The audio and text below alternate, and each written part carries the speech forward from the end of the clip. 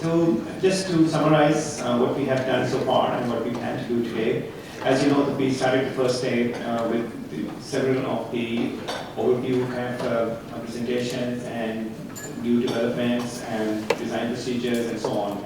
Yesterday we went a little bit more detail into the wind effects, wind loading, earthquake hazard, how it is determined, what are the hazards in this region.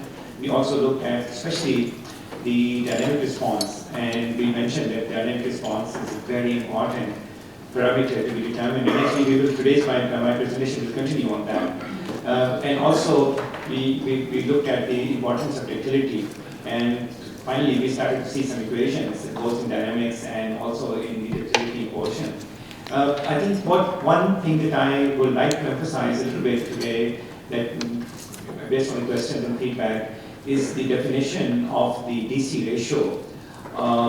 And we are using this term a lot, and I just want to make sure that we all understand that we are talking about two kinds of demand capacity ratios now, not one kind.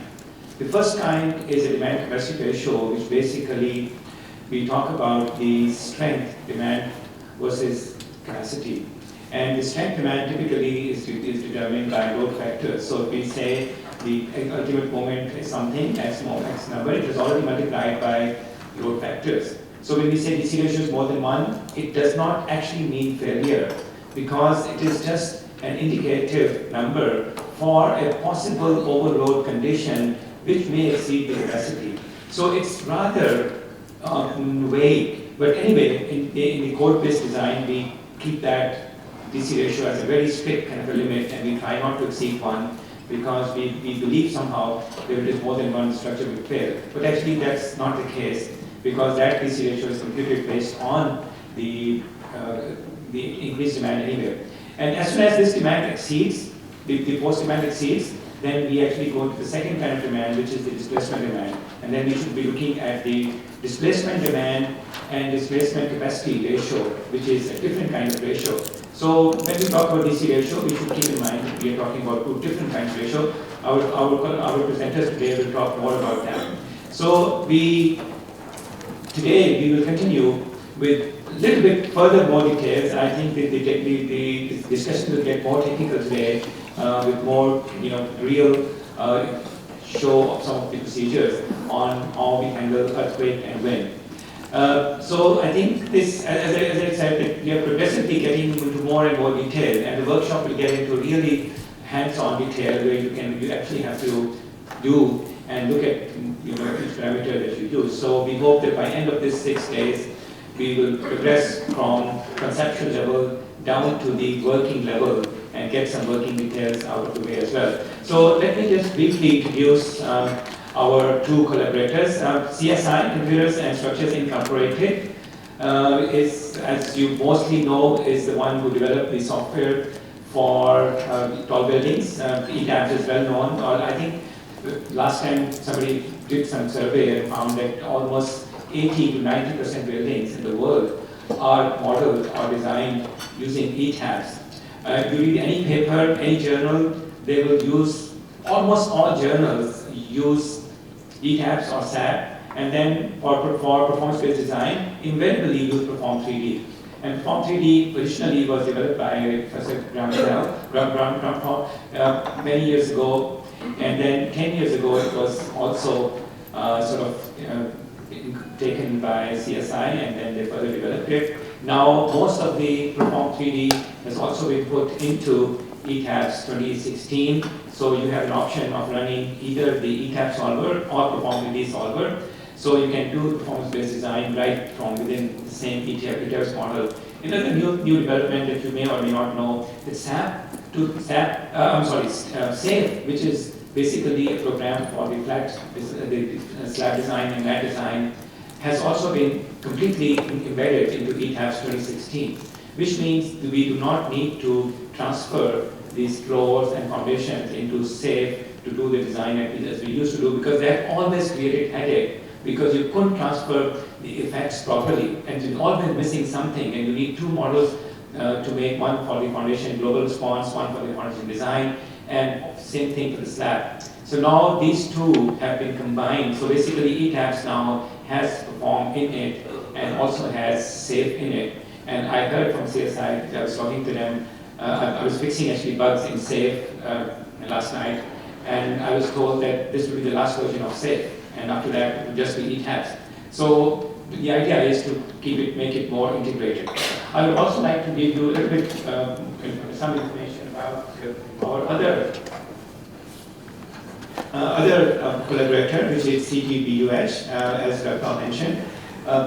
So, because they are one of our supporters, so I'm just going to give you, are there any CBUTH members in the audience?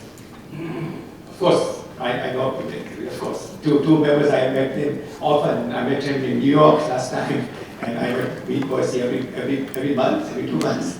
So, but anyway, CBUTH membership is quite useful because it gives you access to a lot of information about tall buildings. In fact, many of the presentations that you saw had information that we derived from CBUTH.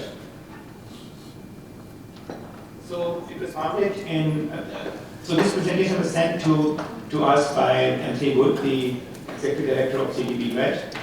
When I spoke to him that we would like them to sponsor this, to be part of this event. This was, founded in '69, so it's quite an old organization.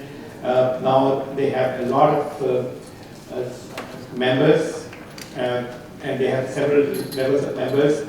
If you attend CBUTH conferences, they are very well attended. The last one just finished in China. It was, I think, attended by 1,500 people, and they 6 days event in 2 different cities. So it was a very lavish, big event. And always, when you attend these CBUTH conferences, you find that all of the tallest buildings that are coming up, they are presented there. Last time in New York, Manhattan Building was one of the featured buildings, which was presented both architectural, structural, construction. I think Dr. Kanzat was also there. So we see that CBUTH is quite active whenever it comes to tall buildings, especially buildings above 200 meters. So these are some of their other members. A lot. It's an organization which is very well mixed between structural engineers, architects, builders, developers, clients, and building officials, and so on. So when you go there, structural engineering is not the primary area. In fact, architects and builders and developers and clients are, and city mayors, those are the people who often are the ones making interesting presentations.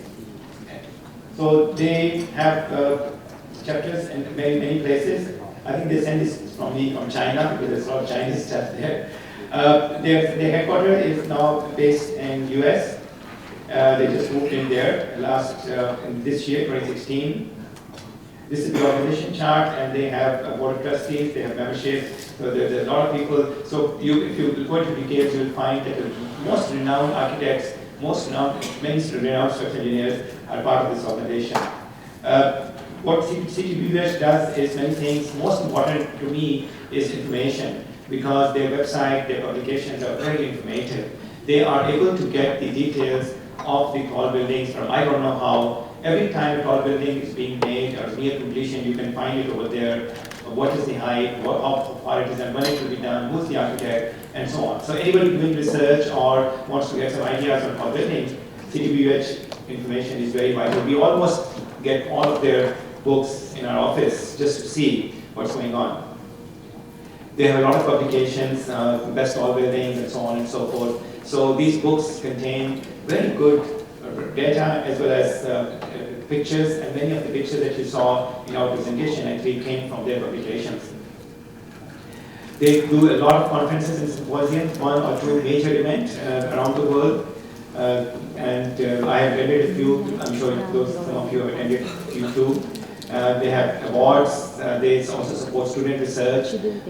They have student competition. So many good things are going on there. There are many working groups on different topics. They also came up with a good guidelines for tall building design, which actually helps us a lot, because some of their provisions are more suitable for design than other, and they're less restrictive. So sometimes it's good to use CBUTH guidelines in some cases. Like engineers, we try to find the provision that most suit us. So sometimes we take one from here, one from there, one from there, and sometimes CBUTH publications also help us. So regional representations, they have a lot of regional offices. They have business networks, networking. When we attend the conferences, the website is very informative. If you have time, just go and visit that. You will find tons of information. A lot of information is free. Of course, you have to be a member to access some of it, but a lot of information is free for public, especially the skyscraper center information is very useful. This one here, and it contains information like these heights, criteria, tallest buildings, technical tours, media presentation, so many things. And then they also contain the top 20 buildings. So they have all these numbers, posters also. These are posters that you can buy and put it in your offices. So these are all, I think, very useful. I use it for my teaching, for my class a lot, this information, because it's very, it encourages people to think about tall buildings. These are, so they have, city about, because this is about urban development, so also they also talk about mega cities and urban issues and the distribution of tall buildings and so on. So I think anything, if you are interested about tall building, this is probably the best organization that has compiled the information very well. CBUTH membership, they have 9,000 offices around that. I mean, the ones who are member of CBUTH, and the people working include 1.2 million people working in their network. So it's a lot of people working in this CBUTH network, and this is their distribution in terms of various types of people, organizations, individuals, donors, contributors, and so on. There are several levels, starting from individuals to organizations to donors and so on. The more money you give, of course, the higher membership you get and higher benefits you get. They also provide actually, on their website, you can have your own firm website embedded there. So if people are looking for consultants, then when you go to CBUTH, your own website can be inside there if you are an organizational member. So that's the information about that.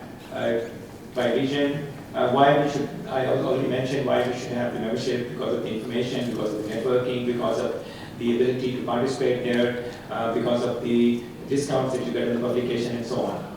So I think that's and there are many levels of membership, as I mentioned, benefits vary.